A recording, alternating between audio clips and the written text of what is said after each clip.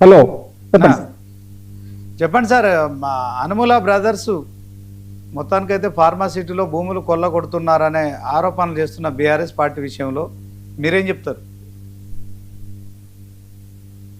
నమస్తే అండి. మీకు మాతో పాటు ప్యానెల్లో ఉన్నటువంటి మిత్రులకు, పెద్దలకు, అదేవిధంగా 99 వీక్షకులకు అందరూ కూడా నమస్కారం. ఎవరు అధికారంలో ఉంటే వాళ్ళ మీద ఆరోపణలు రావడం అనేది సహజం. కుటుంబ సభ్యులను నేపథ్యంగా పెట్టి చూపిస్తే కొద్దిగా అందరు ఆసక్తికరంగా చూస్తారు కాబట్టి కుటుంబ సభ్యుల్ని కార్నర్ చేసి మాట్లాడడం అనేది కూడా సహజమైనటువంటి రాజకీయ ప్రక్రియ.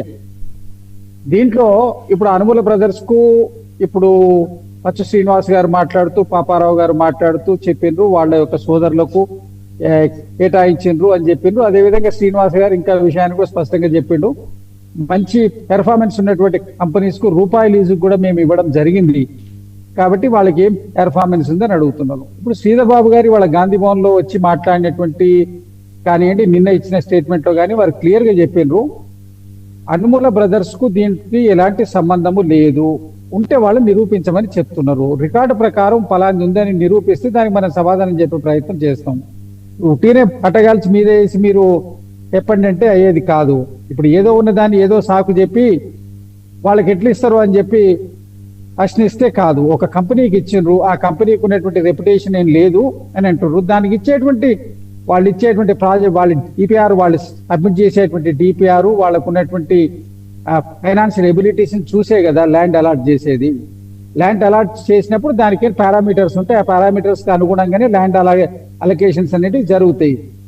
వాళ్ళ సోదరులకి ఉన్నది అని చెప్తే ఇప్పుడు రాష్ట్రంలో ఉన్న ప్రజలందరూ అటెన్షన్ దాని మీద డైవర్ట్ అవుద్ది. ఇక్కడ ఏదో రేవంత్ రెడ్డి గారి కుటుంబం ఇక్కడే తప్పు చేస్తుంది, విపరీతంగా చేస్తుందని ఒక తప్పుడు సంకేతాన్ని ఇవ్వడానికి, ఒక గ్లోబల్ ప్రచారాన్ని చేయడం కోసం అస్త్రంగా కేటీఆర్ గారు చేస్తున్నటువంటి ఆరోపణ. ఎందుకంటే వారి కుటుంబం మీద గత 9.5 సంవత్సరాలుగా అనేకమైనటువంటి ఆరోపణలు వారి చెల్లెల మీద కానివ్వండి, వారి మీద కానివ్వండి, అదేవిధంగా హరీష్ రావు గారి మీద కానివ్వండి, ఆ కుటుంబం మీద అనేకమైనటువంటి ఆరోపణలు వచ్చినాయి. కాబట్టి రేవంత్ రెడ్డి గారి కుటుంబం మీద కూడా పూర్తిగా ఆరోపణలు చేయడం ద్వారా మనము దీన్ని కొద్దిగా లబ్ధి పొందవచ్చు, అట్లే కొద్దిగా డిఫెన్స్ చేసుకోవచ్చు. మేము ప్రజల్లో కూడా వాళ్ళు, మేమే కాదు వాళ్ళు కూడా చేసిందని చెప్పుకోవడం గారు వాళ్ళకు వాళ్ళు డిఫెన్స్ చేసేటువంటి ప్రయత్నం చేస్తున్నారు.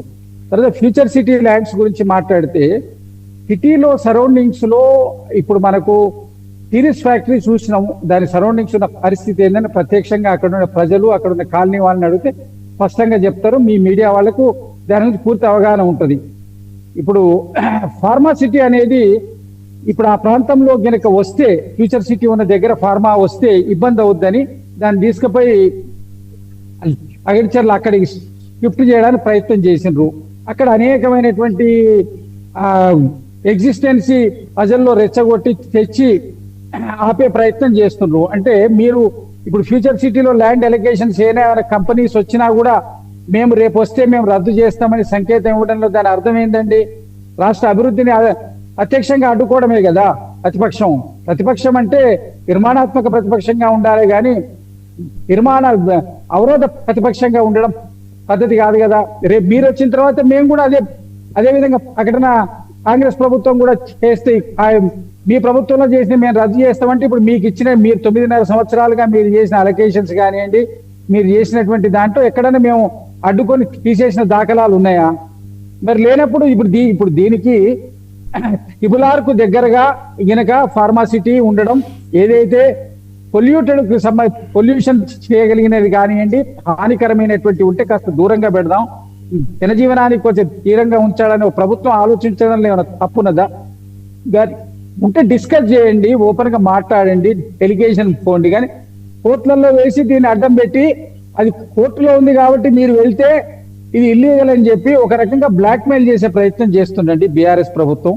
అభివృద్ధి గనక జరిగితే, ఫ్యూచర్ సిటీ గనక ఎస్టాబ్లిష్ అవుతే, ఇది ఒక గొప్ప ఎకనామిక్ జోన్ గా గనక డెవలప్ అవుతే కాంగ్రెస్ ప్రభుత్వానికి, రేవంత్ రెడ్డి గారి ప్రభుత్వానికి మంచి పేరు వస్తుందని చెప్పేసి వారు పూర్తిగా అడ్డుకునేయడం, వచ్చేటువంటి ఇన్వెస్టర్స్ ని రాకుండా అడ్డుకునే ప్రయత్నం చేసుకుంటూ ఆ కుటుంబం మీద ఆరోపణ చేయడం ద్వారా వాళ్ళు వ్యక్తిగతంగా వాళ్ళ మీద వచ్చిన ఆరోపణను వాళ్ళు డిఫెన్స్ చేసుకునేటువంటి ప్రయత్నం చేస్తున్నది నా అభిప్రాయం. ఇవేవి కూడా ప్రజలు గమనిస్తుండ్రు. 90 లక్షల రూపాయలకు మీరు ఇచ్చి తీసుకున్నారు. మేము 1.5 కాంపెన్సేషన్ ఇచ్చి తీసుకోవడానికి అని చెప్పి వారు స్పష్టం చేసినారు. వాడికి కావాల్సిన అన్ని వివరణలు ఇస్తారు, వాళ్ళని ఒప్పించే తీసుకుంటారు, నొప్పించి తీసుకోరు. ఏ విధంగా ఉన్నా వచ్చేటువంటి ఒక డెవలప్మెంట్ స్వాగతించండి. ఇవాళ ఒక రోజు మనం ఫైనాన్షియల్ డిస్ట్రిక్ట్ ను అప్పుడు అడ్డుకొని ఉంటే ఇవాళ ఈ డెవలప్మెంట్ ఉండేదా? ఏదైనా వచ్చేటువంటి డెవలప్మెంట్ ను స్వాగతించండి. మీరు చేసిన డెవలప్మెంట్కి ఏమైనా అడ్డం వచ్చినామా ఎక్కడైనా? మీరు ₹1 ఇచ్చినా లీజుకు ఇవ్వకుండా ఇచ్చినా మేము ఆరోపణలు చేసినామా, అడ్డం వచ్చినామా, దాని మీద ఏమైనా అది చేసినామా? మీరు ఇవాళ చేసిన దానికి ఎందుకు అడ్డం వచ్చారు? ప్రజలు మాకు అవకాశం ఇచ్చారు డెవలప్ చేయడం, మా విజన్ తోటి మేము డెవలప్ చేస్తున్నాం. దాన్ని మీరు అడ్డుకునే ప్రయత్నం ఎందుకు చేస్తున్నారు? దాన్ని బ్లాక్మెయిల్ చేసేటువంటి ప్రయత్నం ఎందుకు చేస్తున్నారు? ఇది తెలంగాణ సమాజానికి, తెలంగాణ రాష్ట్ర అభివృద్ధికి నిరోధక శక్తులుగా బీఆర్ఎస్ పార్టీ మారిపోతుంది అనేది నా అభిప్రాయం అండి. వారు ఇవన్నీ మానుకొని తెలంగాణ అభివృద్ధికి ఒక నిర్మాణాత్మక ప్రతిపక్షంగా వాళ్ళు మారాలని నేను కోరుకుంటున్నాను. ఓకే శ్రీనివాసరావు గారు, సో మీరు చెప్పండి. రవికుమార్ గారు, సో గతంలో బీఆర్ఎస్